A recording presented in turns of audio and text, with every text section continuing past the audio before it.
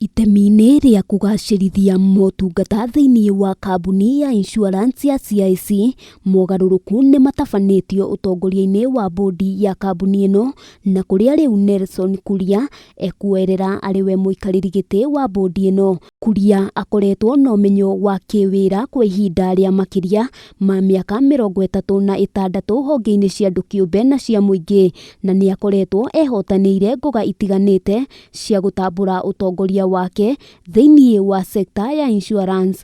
Kuria nĩ atungatĩte arĩ ta mũikarĩri gĩtĩ wa kambuni itiganĩte, na nĩwe warĩ mwambĩrĩria wa rũhonge rwa insurance rwa AIO.